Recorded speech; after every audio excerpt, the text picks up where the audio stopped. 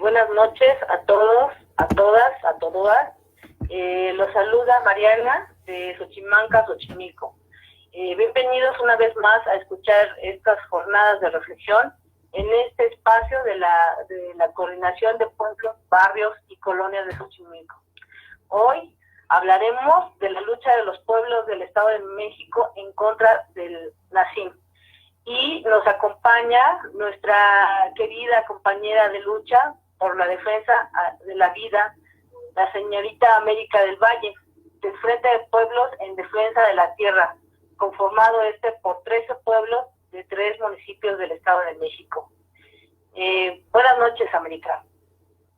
Hola, buenas noches, compañeros. Te invitamos, América, a que nos des antecedentes históricos de la lucha que han emprendido a lo largo de estos 17 años, por favor. Adelante, compañera. Muchas gracias por el espacio y les reconozco mucho el esfuerzo que están haciendo en estos tiempos pues complicados para todos, pero que al mismo tiempo están echando a andar toda la creatividad, porque hay que hacerlo así. Entonces, ni nos podemos inmovilizar, ni tendríamos que quedarnos paralizados, y por fortuna, pues en estos tiempos hay otras alternativas. Entonces, pues yo quiero agradecerles el espacio, pero sobre todo hacerles el reconocimiento de este esfuerzo que hacen. Y sobre lo que me preguntas y lo que nos ha tocado vivir a nosotros desde los pueblos de la orilla del agua, en defensa de la tierra, pues han sido o fueron sobre todo 18 años muy intensos, desde el 2001 hasta el 2018, digamos, hasta fines de 2018, cuando después de 3 sexenios, este último gobierno de algún modo decide o, bueno, pone sobre una consulta la decisión última de si darle continuidad o no a un aeropuerto, una mega obra que se origina desde el gobierno de Vicente Fox en el 2000. Recordemos que viene esta dichosa transición, entre comillas, y desde entonces él echa a andar, digamos, era uno de sus megaproyectos presidenciales, así como lo han sido para el caso de otros gobiernos, estas obras de gran infraestructura. En el caso de Fox, el aeropuerto representaba, digamos, ese símbolo importante para su sexenio,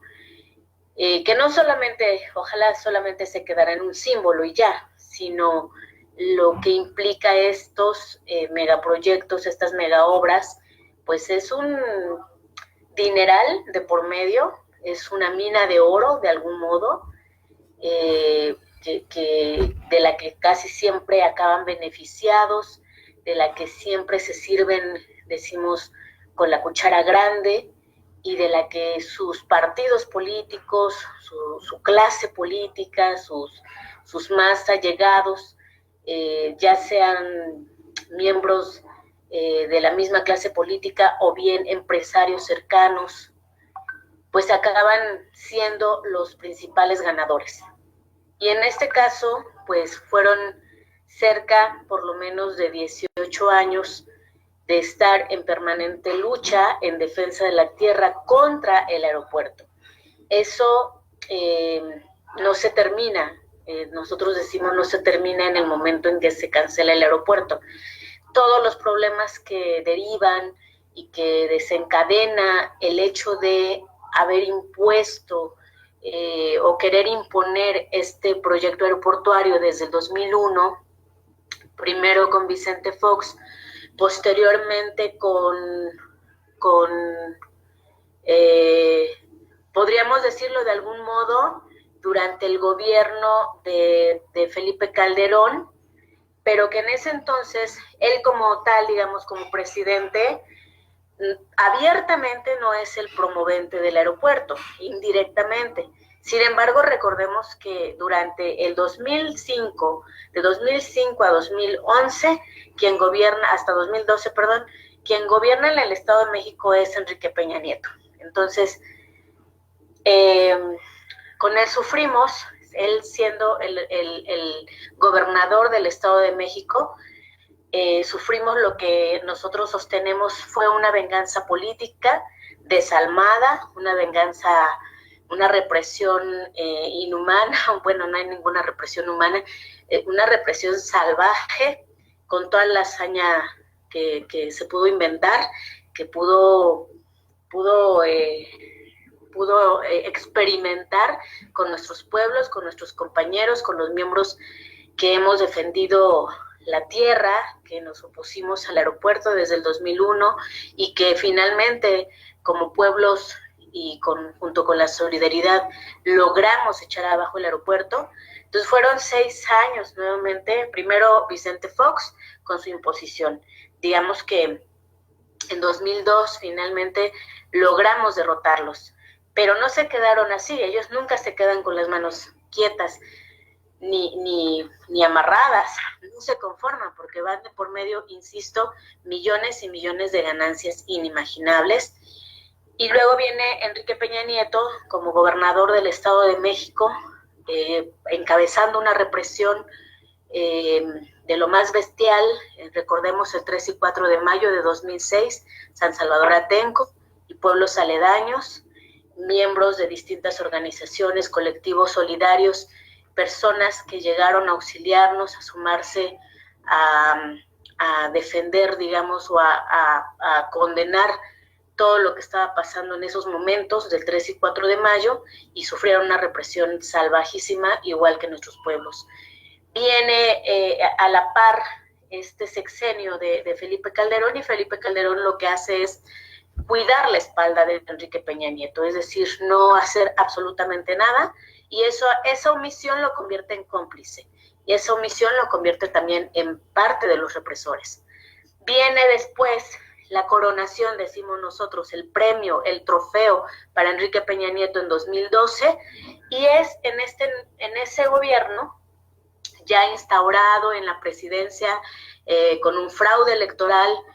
igual que el que ocurrió en 2006 con Felipe Calderón al señor Obrador. En este caso se repite la fórmula en contextos distintos, pero finalmente se repite la fórmula del fraude, y 2012 nos imponen nuevamente a un gobierno como lo es Enrique Peña Nieto, pesando sobre él toda la sangre y saña que cometió contra nuestros pueblos, y no solo la que él ordenó, sino pues toda la hazaña que cometieron los gobiernos, y que recordemos que 2006 en Atenco se abre un zaguán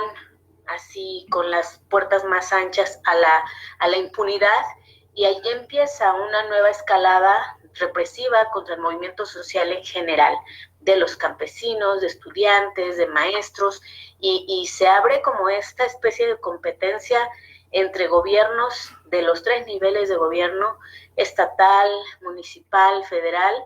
y viene una escalada tremenda contra el movimiento social, y era, de algún modo, entendámoslo así, era la antesala de lo que ellos sabían que necesitaban para imponer finalmente a Enrique Peña Nieto en la presidencia en 2012, y lo imponen a pesar de que hubo un movimiento muy representativo, un movimiento que por suerte surge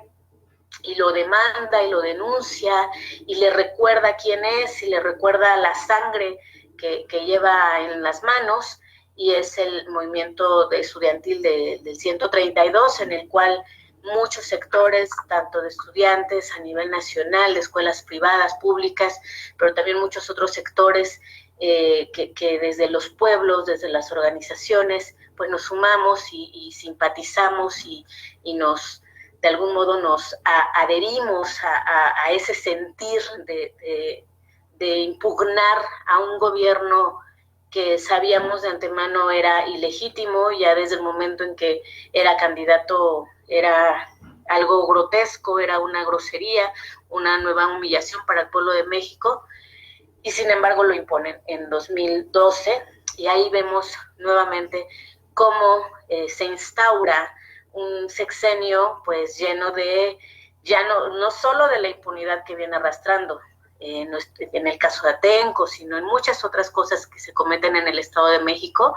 que sirven como botón de muestra, sino que viene él, digamos, a instaurar muchos Atencos ensangrentados, y junto con todo el cúmulo de los gobiernos anteriores, tanto de Fox como, ni se diga, el de Felipe Calderón, con una guerra contra el narco, una supuesta guerra contra el narcotráfico, contra las drogas, pues finalmente convierten a nuestro país en una tumba,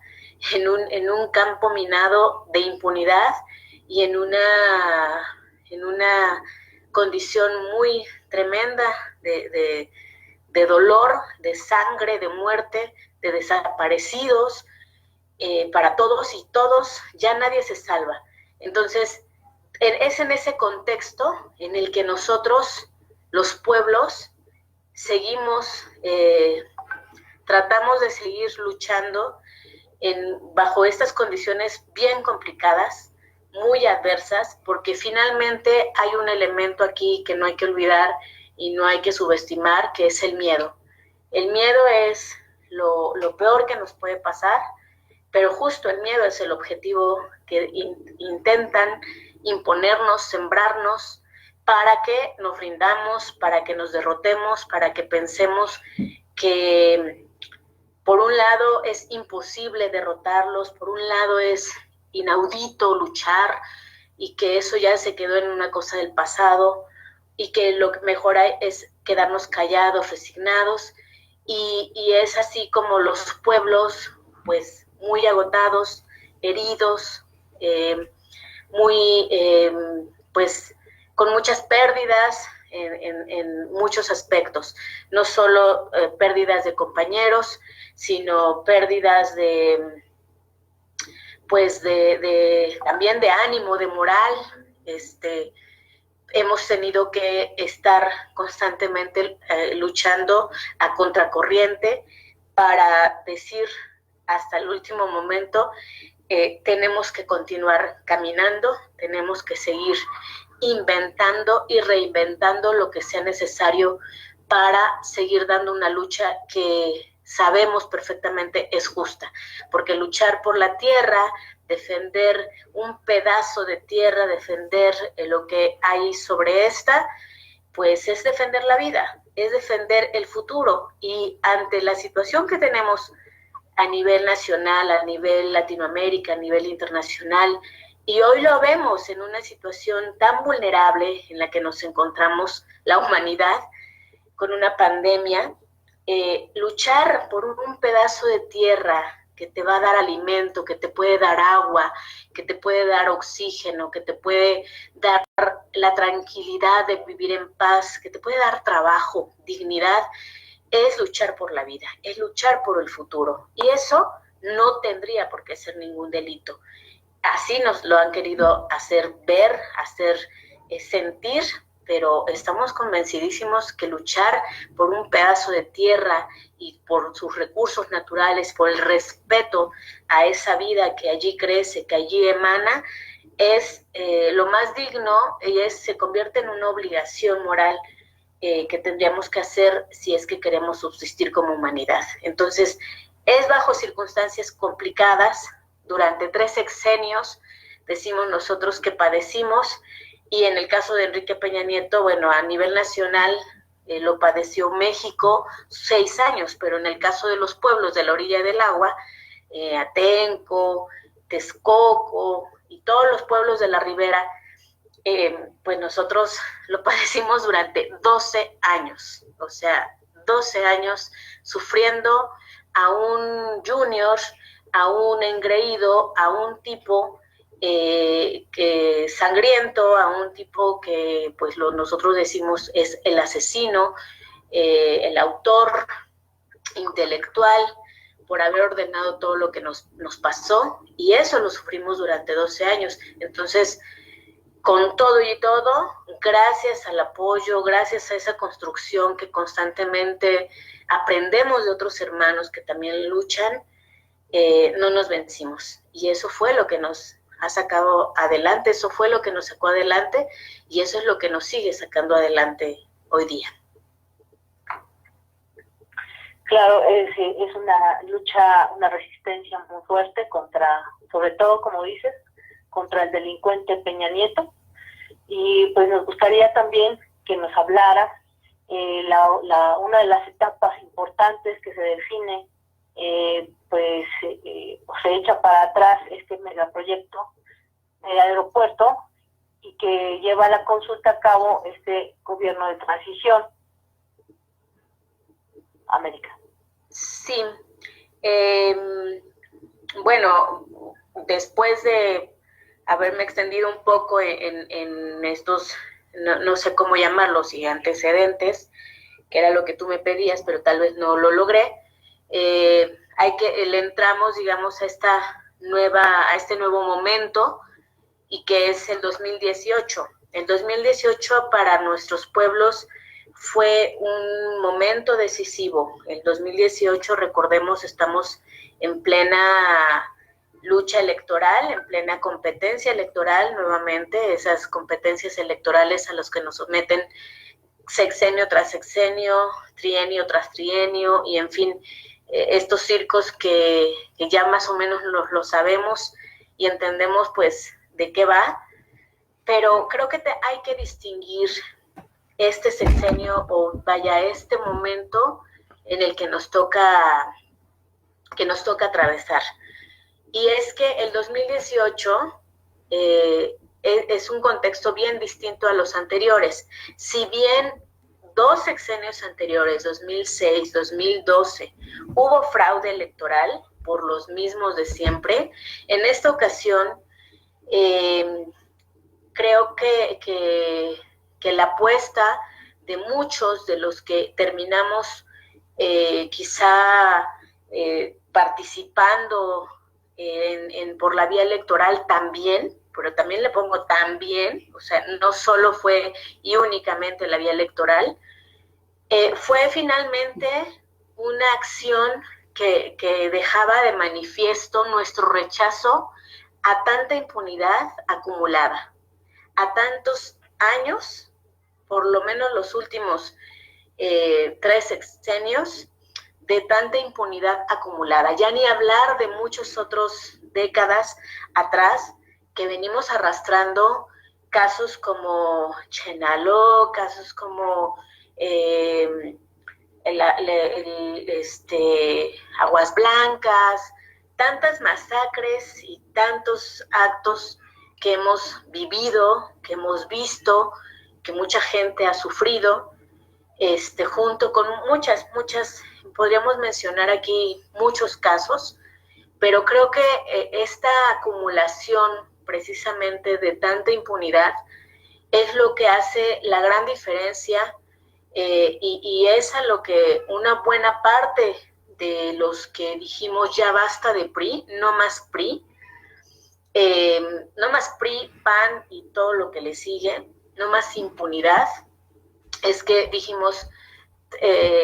tenemos, o esta también es otra forma de manifestar ese rechazo a esa impunidad. Y eso, pues nos lleva a muchas discusiones, desata mucha polémica entre nosotros, los de abajo, los que pues tratamos de dar una discusión constante políticamente hablando, y pues hubo y hay, ¿no?, a la fecha pues distintas posturas dentro de la izquierda, distintas formas de ver esta situación. Y bueno, en el caso nuestro, nosotros estábamos convencidísimos de que en Atenco la continuidad del PRI, la continuidad en nuestro propio municipio, que ya lo veníamos padeciendo décadas atrás, pero en las últimas, particularmente en las últimas 2, el entreguismo era bárbaro. O sea, ni siquiera había todavía mucho más, no sé cómo llamarlo, para no equivocarme, pero quizá anteriormente otros presidentes municipales tenían cierta convicción de deberse a su pueblo. Sin embargo, en las últimas 2 décadas, los últimos gobiernos de estas últimas 2 décadas, ya no les importaba nada, era vender, entregar al pueblo, fue así, o sea, no hay ningún gobierno municipal que nos represente y que defienda a su pueblo contra los aviones y contra el despojo salvaje que nos estaban por cometer. Y es así, el pueblo también tiene memoria y es así como se decide echar al PRI de una vez por todas. Eso, hay que decirlo hoy, no es garantía tampoco de que el que venga, el que llegue, sea de Morena o sea de algo distinto al PRI, bueno, por lo menos en siglas, va a garantizar que las cosas se transformen de un día a otro o que cambien. No. Sin embargo, esa coyuntura que vivimos en Atenco, pero también que se vivió en distintos lugares a nivel nacional, arrasa con el ánimo de algún modo, contagia el ánimo, contagia la moral, y para nosotros como integrantes de una organización que ya venía, que ya bastante golpeada, una organización que hay desgaste también, hay pérdidas, cada vez pues hubo una situación complicadísima en los últimos años porque hubo mucha cooptación de la gente por parte del PRI en particular, con muchas dádivas, en fin. Era una situación delicada, era una situación difícil, compleja por agarrar, por discutir, porque hay quienes llegaron a confundir que entonces había que adherirnos a un partido político como Morena, por ejemplo, o que había que competir y nosotros decíamos no, pero si la forma, hay un modo de sacar al PRI, por lo menos a esos grupúsculos de ciertas tareas que acaban siendo como decisivas legalmente en ciertas funciones de una organización, digamos, como que tengan funciones, que tengan ciertas autoridades, hay que sacarlos. Pero eso tampoco es la solución de fondo, ni lo que va a determinar. Pero entonces teníamos que echar a mano de todo. Y para nosotros 2018 fue como tener que echar mano de todo lo que veníamos aprendiendo o tuvimos que aprender a punta de golpes durante los años atrás, desde el 2001. Entonces, echamos a andar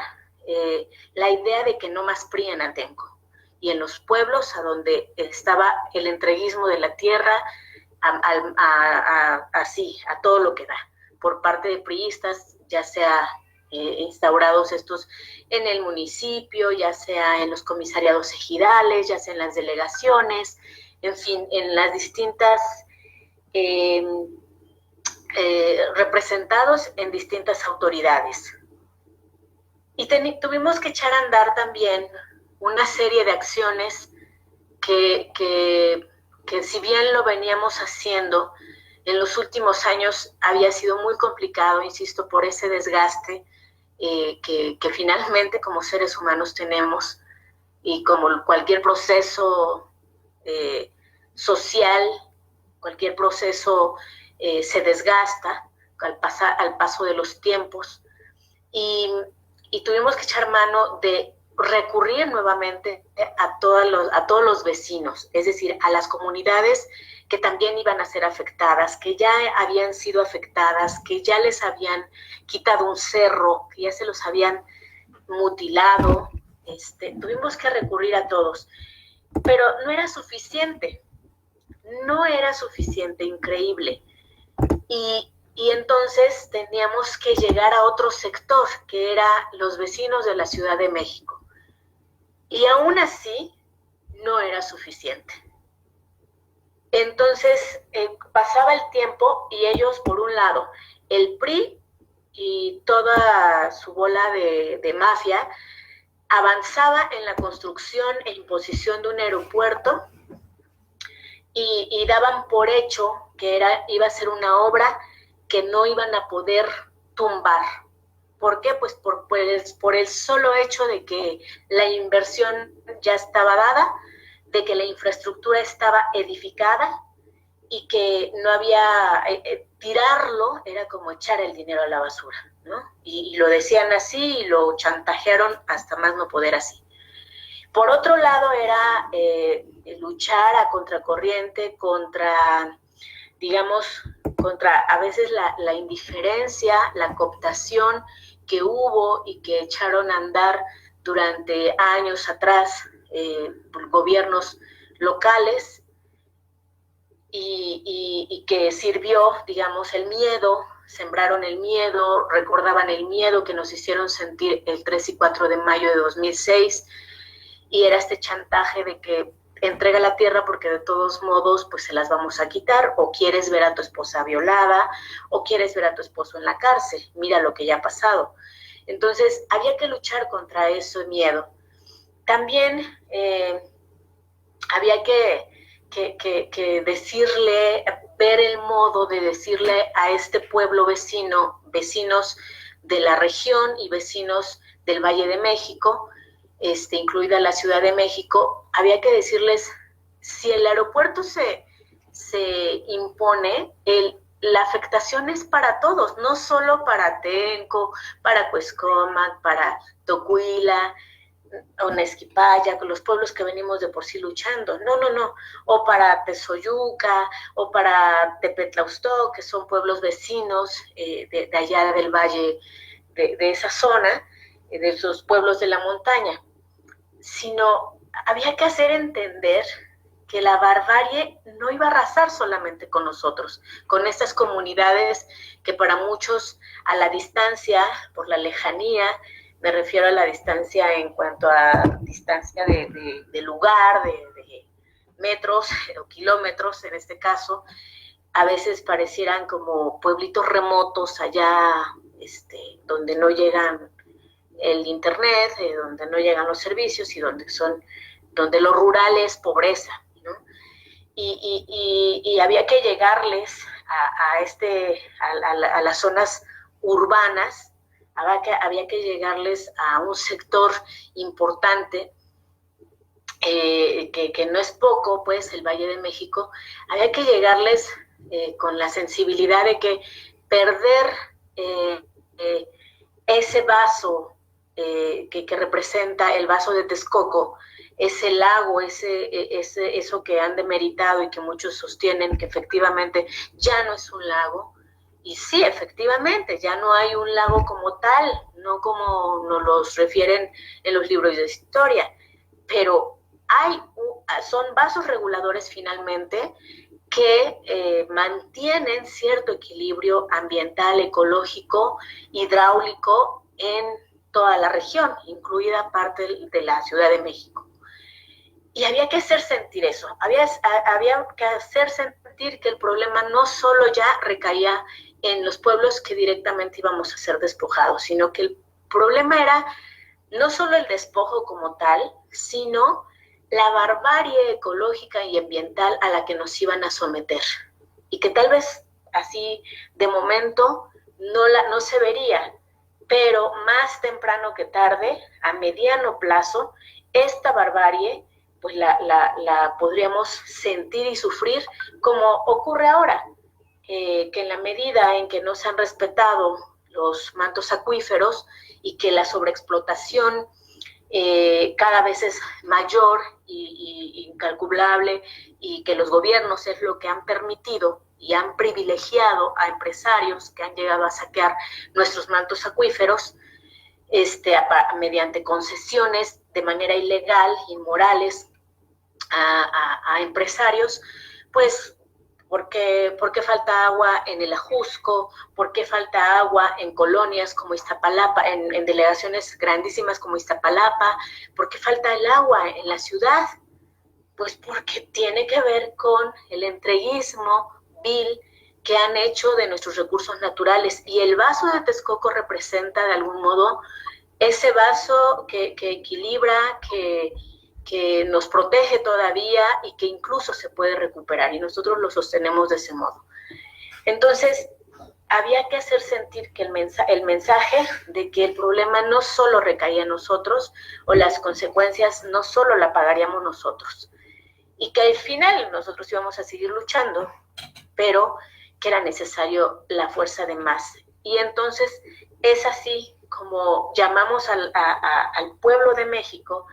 y en particular, bueno, quienes se acercan pues son nuestros vecinos inmediatos, muchos colectivos, muchas personas, organizaciones que también luchan en defensa del agua, o pueblos que tienen problemas y que saben y sufren día a día la carencia de agua, y que alcanzan a entender el mensaje y dicen, claro, el problema no es solo de los pueblos de allá, de los machetes, el problema es de todos. Y si no hacemos todos algo, algo grave va a ocurrir para todos. La consecuencia la van a pagar en parte nosotros, pero sobre todo los que vienen. Y se echa a andar una campaña que de algún modo fue resultado y colaboración de muchas manos. O sea, no solo fue el Frente de Pueblos en Defensa de la Tierra y otros esfuerzos más que de por sí existían en Texcoco, en Chapingo, en lugares, vaya, aledaños, sino que fue la inventiva, la creatividad y la disposición de muchas personas, de muchos corazones, de muchas manos, muchos con experiencia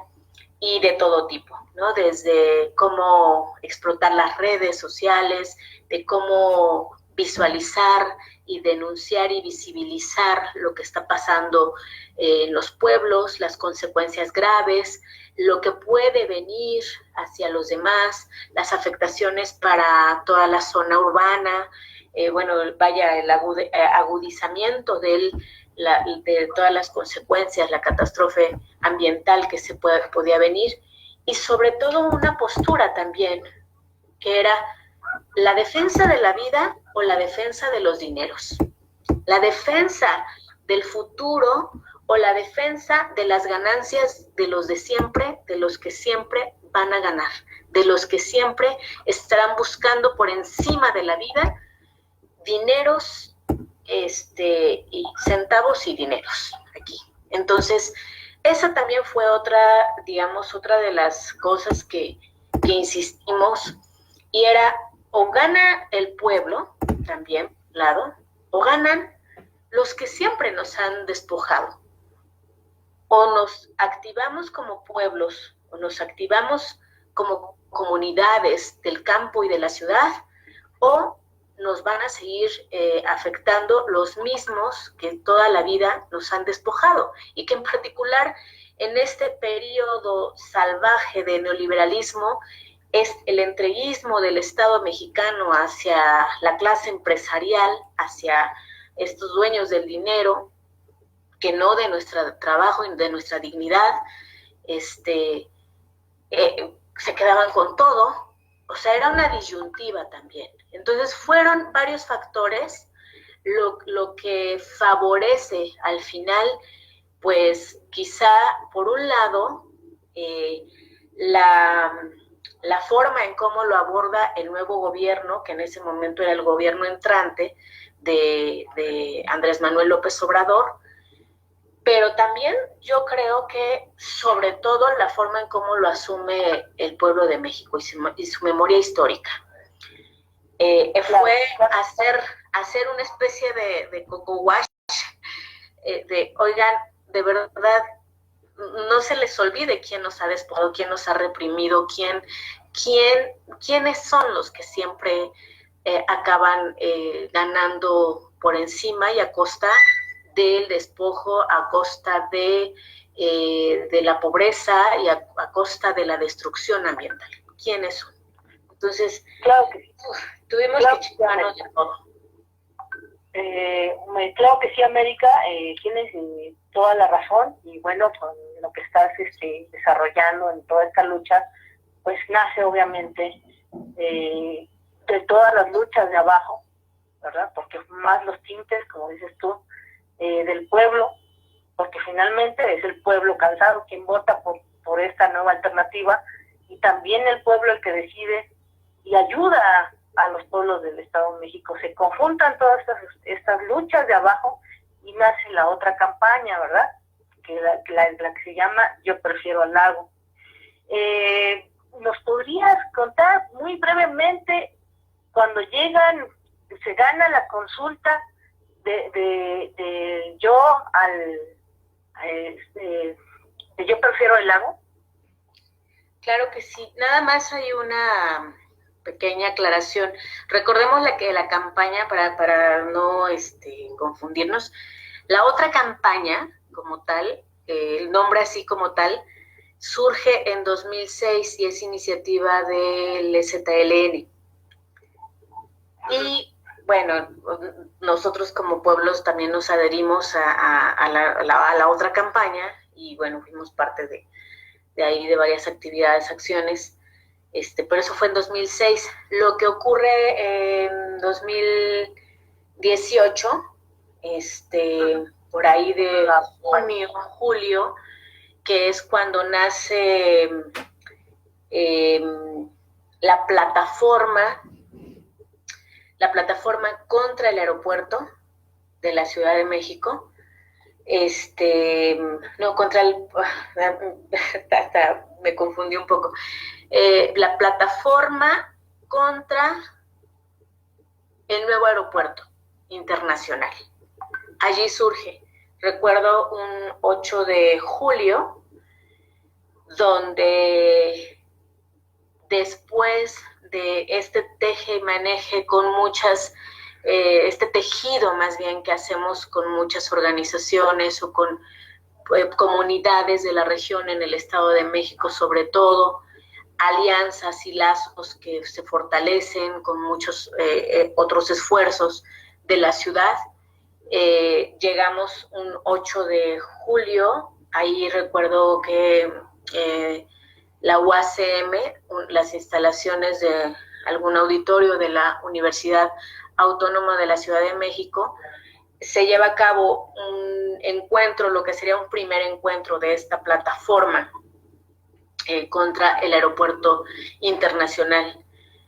Y es ahí a donde nace, digamos, se extiende y se expande pues esta organización en la que, insisto, no era suficiente que se quedara solo en manos de los pueblos, era necesario que más la retomaran en sus manos, que más se la apropiaran y que de verdad, o sea, yo recuerdo a un compañero muy, muy querido que él decía, ya no nos vean como los que con los que se van a solidarizar. Eso ocurre en otros momentos y lo agradecemos mucho. Véanlo como su problema, véanlo, apropiénselo como su propio problema, porque de otro modo, en cualquier momento, ustedes se pueden ir, si es meramente solidaridad, pero si lo sienten como su propio problema, pues se lo van a apropiar y lo van a defender y vamos a luchar juntos, porque va a ser un problema de todos. Y entonces nace, digamos, el 8 de julio, estamos hablando de pasandito las elecciones, recuerdo, y empieza, pues también fue un momento importante porque ya había pasado la elección presidencial, que fue, si no mal recuerdo, el 2 o 3 de julio, y viene el siguiente domingo, que es 8 de julio, y es aquí a donde empieza, digamos, otra etapa de la lucha que habíamos tenido. Nace posteriormente, en los siguientes meses, al calor de discusiones, al calor de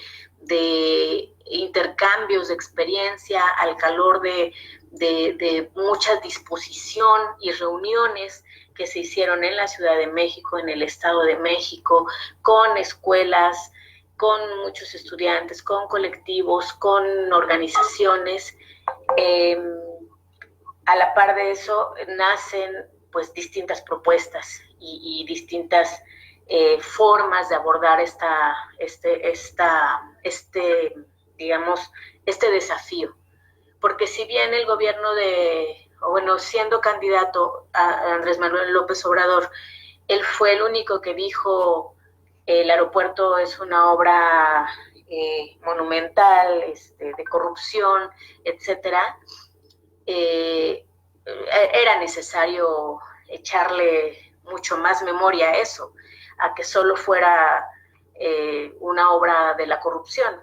Era necesario también decir que el aeropuerto también era una obra que se estaba edificando sobre la sangre de los pueblos y que de hacerla sería una obra de la impunidad. Junto con eso viene una serie de iniciativas, de propuestas, consensos, en las que finalmente nace esta frase, un hashtag que se llama Yo prefiero el lago, y fue así al calor de esos días, de esas semanas, recuerdo ya para septiembre más o menos, a ver si no hay alguien que me esté escuchando por ahí de los compañeros y me corrija, pero para septiembre ya había esta frase y le empezamos a dar más contenido. Se le empieza a dar más contenido, se empiezan a elaborar, fueron días de trabajo de todos los días, todos los días. Había algo que hacer, había conferencias que cubrir, eran conferencias que nosotros construíamos, o sea, era buscar una agenda, hacernos una agenda de trabajo, una agenda de conferencias, una agenda para ir a tal escuela, ahora le toca ir a esta otra, ahora hay que llamar a involucrar a este otro sector, ahora hay que decirle a tal investigador que venga, que se acerque, que se involucre y que defienda su propia investigación, que la muestre al mundo para que sepan que no estamos hablando solamente de mero amor a la tierra, o que ese amor se queda nada más ahí, sino que hay bases científicas que se pueden sustentar para decir es inviable ese aeropuerto de muerte. Entonces viene esta otra etapa de mucha actividad, pero a la par viene también la exigencia ante este nuevo gobierno de que nos dé la cara, de que responda y se comprometa a ser congruente con lo que él había venido diciendo de que se iba a cancelar el aeropuerto.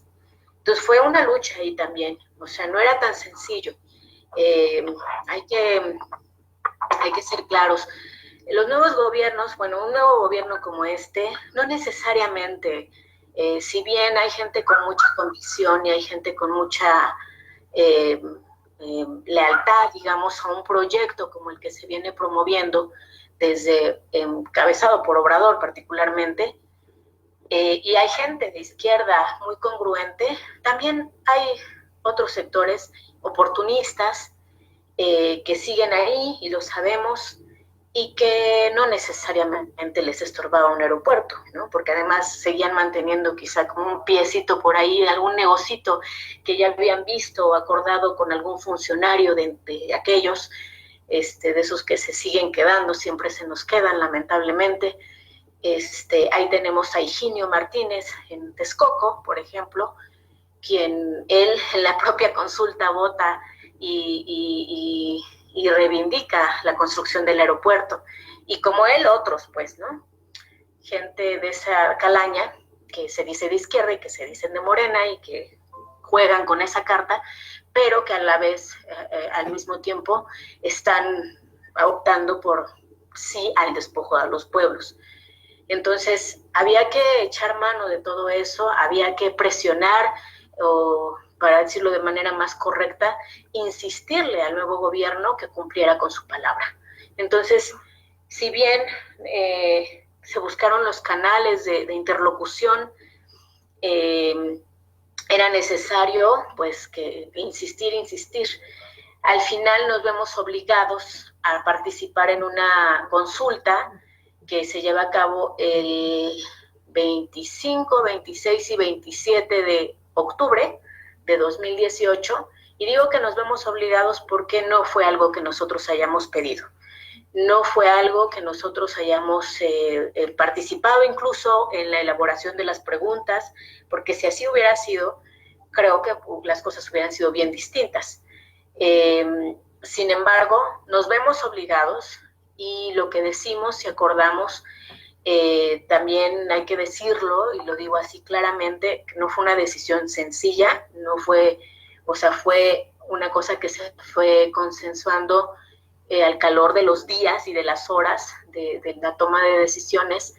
pero no era tan sencillo. No era tan sencillo tomar la decisión de participar en una consulta que no cumplía finalmente con lo que las mínimas cosas que tendría que cumplir una consulta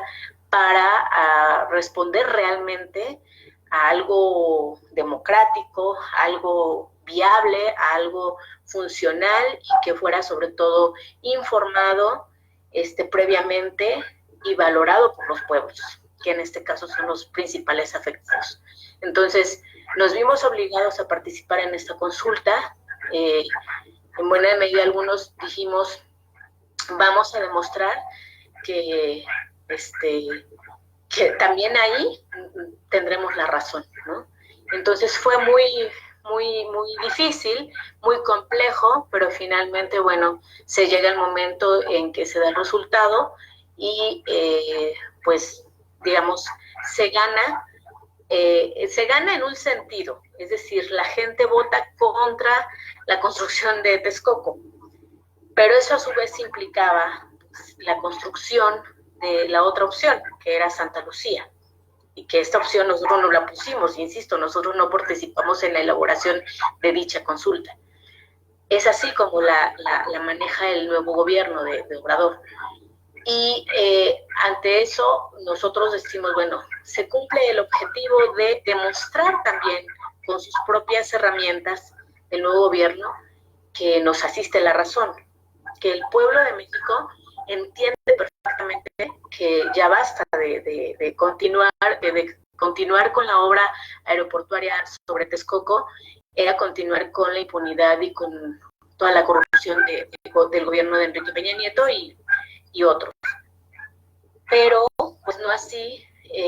nos deja satisfechos pues lo que se considera para muchos otros pueblos la imposición de el aeropuerto sobre Santa Lucía, ¿no? Entonces, es una, digamos, para nosotros es una experiencia que hay que desmenuzar más, no es tan mecánico el asunto, no es así de sencillo como pudiera verse de que los pueblos entonces votaron a favor de Santa Lucía. No, tampoco fue así. Es algo complejo nos tomaría y nos exige tiempo de discusión, de reflexión y de debate el tema, pero pues de que nosotros no estamos de acuerdo en la forma en cómo se implantan estas consultas, definitivamente no lo estamos, y sin embargo en este caso tuvimos que participar, decimos nosotros bajo protesta, y finalmente, bueno, pues se le demuestra al nuevo gobierno y se deja claro con sus propias herramientas, y más que al nuevo gobierno se le demuestra a la clase política enquistada, a aquellos que ya se frotaban las manos y contaban con ese gran negocio que era el aeropuerto. Entonces, en Texcoco. Ha sido una experiencia, ahí no termina la cosa, el aeropuerto como tal se suspende la obra, y ahora esa barda perimetral que nos divide, que nos imponen, pues sigue siendo digamos, una obra que sigue a la discusión. El gobierno, o por ahí se dice, bueno, pues va a ser en algún momento va a ser un parque ecológico. Nosotros desde los pueblos pugnamos por la recuperación de ese vaso de agua, que es el lago de Texcoco, el ex lago de Texcoco, y que siga sirviendo y que siga teniendo la función histórica y natural que ha tenido, ¿no? La vocación de ser un vaso importante y clave para toda la región, para todo el Valle de México. Y por otro lado, pues seguimos con una problemática fuera de esa barda perimetral, es decir, alrededor de lo que hubiera sido esa obra de muerte, queda el resto del territorio que para muchos casos y muchos municipios aledaños, la clase política local, sobre todo, bueno, y la estatal y la federal, en su momento, fue también una forma de beneficiarse, una forma de lucrar, ha sido una forma de lucrar, porque han cambiado el uso de suelo para convertirlo después en inmobiliarias, que era ahí la otra gran mina, y ese era el real negocio, y eso continúa. Y eso a la fecha, pues los pueblos seguimos insistiendo en que nos devuelvan la tierra, en que nos devuelvan nuestra tranquilidad y que se echen abajo decretos y que se echen abajo todos los despojos que han sufrido y sufren los pueblos a la fecha. O sea, el despojo sigue vivo. Claro, bueno, ya nos queda poco tiempo y pues sí, te agradezco mucho toda esta exposición y lo más importante, lo que estás diciendo es ahorita siguen resistiendo, porque finalmente se sigue ahora resistiendo contra todas esas inmobiliarias, ¿verdad? Todo ese monstruo que sigue expropiando los territorios, la vida. Sí. Te voy a hacer una pregunta, nada más nos quedan ya pues 6 minutos de las personas que nos están preguntando algo. Permíteme tantito, te la leo. Nos dice Edgar Camacho, ¿qué estrategias y acciones desarrollan o construyen actualmente para consolidar el futuro de los pueblos de la ribera del lago? ¿Cuáles son los planes en mediano y largo plazo? Bueno, pues precisamente como otra forma, digamos, en esta etapa actual, después de esta cancelación del aeropuerto, nosotros hemos trabajado en un proyecto que llamamos Manos a la Cuenca. Y este proyecto básicamente se refiere al rescate, restauración, resarcimiento de todos los daños que nos generaron. A partir de que nos devuelvan la tierra, hay amparos legales interpuestos, por un lado. Por otro, hay propuestas de iniciativas por parte de los pueblos para hacer productiva la tierra, así como el resarcimiento ambiental, que en este caso nos centramos básicamente no solo en la tierra, sino también en el agua. El rescate del lago de Texcoco es clave, así como que el entubamiento del agua potable o del agua de algunos ríos cese, porque en el caso de Atenco directamente no lo vemos, pero lo vemos en Texcoco, lo vemos en Tepetlaustoc, lo vemos en municipios que tienen que ver con la cercanía de la ribera de Texcoco, a donde se entubó el agua, se privatizó, y eso, pues decimos, hay que echarlo para atrás, implica mucho trabajo. Y bueno, este proyecto de Manos a la Cuenca es resultado del trabajo de los pueblos, junto con pues puntos de vista, propuestas, sugerencias de investigadores de distintas universidades. O sea, definitivamente continuamos caminando, y esperemos que poco a poco vaya dándose resultados. No va a ser de la noche a la mañana, definitivamente. Con todo el que sea un nuevo gobierno los pueblos estamos obligados a luchar y a insistir, porque, insisto, hay resistencias, hay muchos intereses de por medio, están los higinios de todo el mundo, los higinios Martínez, que son los que se oponen, ¿no? Y hay mucha resistencia, o sea, el priismo no ha terminado, por otro lado. Claro, bueno, yo quería preguntarte también, con el resultado que da la Corte Interamericana, con lo que pasó en el 2006, y que les manda un aviso aquí al gobierno ahora de AMLO, pues que se enjuicie a este señor delincuente Peña Nieto. ¿Qué respuestas han tenido de este gobierno con respecto a ello? Pues mira, lo que es público es que el gobierno, el Estado mexicano, digamos, en este caso, este nuevo gobierno ha aceptado que va a llevar a cabo cada una de las, como les digo, cada uno de los dictámenes que da a conocer la Corte Interamericana o que dicta la Corte Interamericana. Entonces, ahí no necesariamente dice directamente que hay que enjuiciar a Enrique Peña Nieto, pero sí que hay que hacer investigación al respecto. Nosotros es un tema que sigue en la mesa con el nuevo gobierno y que en el que sobre todo las compañeras valientes que sostuvieron esta condena ante la Corte Interamericana, pues han insistido. Entonces, nosotros no quitamos el dedo del renglón y definitivamente sí seguimos exigiendo que se le enjuicie, que se investigue lo que se tenga que investigar, cosa que para nosotros puede parecer obvio, pero sí estamos insistiendo en eso. Entonces, sabemos que hay casos a donde hay policías que ya quieren,